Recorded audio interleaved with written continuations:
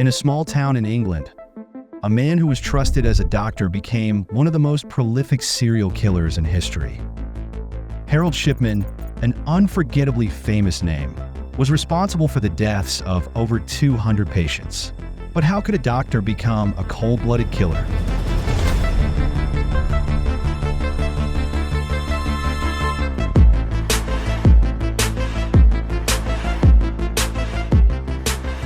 Harold Frederick Shipman was born on January 14, 1946, in Nottingham, England. From a young age, he was known as intelligent and focused, but his life took a dark turn after his mother's painful battle with cancer. Shipman was particularly close to his mother. Watching her suffer may have planted the first seeds of what was to come. When he was 17, his mother had morphine administered at home by a doctor. Shipman witnessed his mother's pain subside, despite her terminal condition, until her death on June 21, 1963. In 1970, Shipman graduated from medical school and started what many thought was a promising career in medicine. Shipman began working at General Infirmary in Pontefract.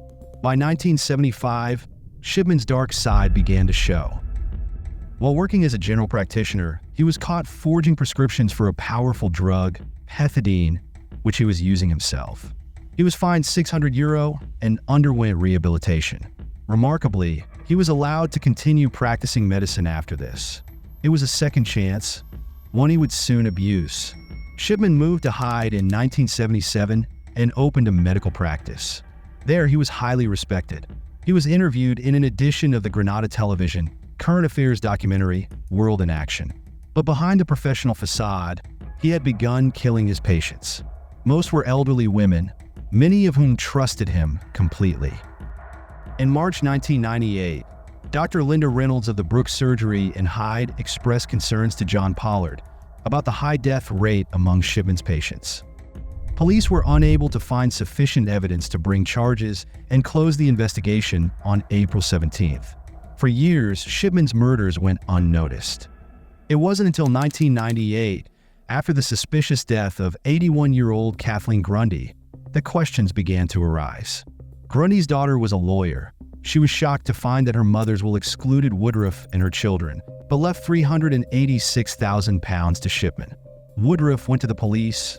They launched an investigation, uncovering the pattern of deaths surrounding him. Grundy's body was exhumed and found to contain traces of diamorphine. Shipman claimed that Grundy had been an addict and showed them comments he had written to that computerized medical journal.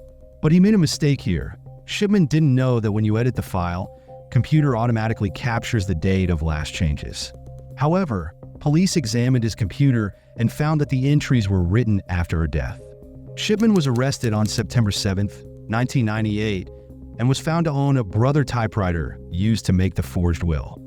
They discovered a pattern of his administering lethal doses of diamorphine, signing patients' death certificates, and then falsifying medical records to indicate that they had been in poor health.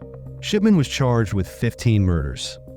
A 2000 book by journalists Brian Whittle and Gene Ritchie suggested that Shipman forged the will either because he wanted to be caught because his life was out of control, or because he planned to retire at 55 and leave the UK.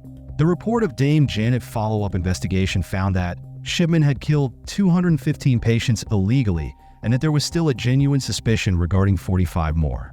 In total, 459 people died while under his care between 1971 and 1998, but it is uncertain how many of those were murder victims, as he was often the only doctor to certify a death. The trial, held in 1999, gripped the nation. The once trusted doctor was convicted and sentenced to life in prison. On January 13, 2004, the day before his 58th birthday, he hanged himself in his cell with bed sheets tied to the bars of his window.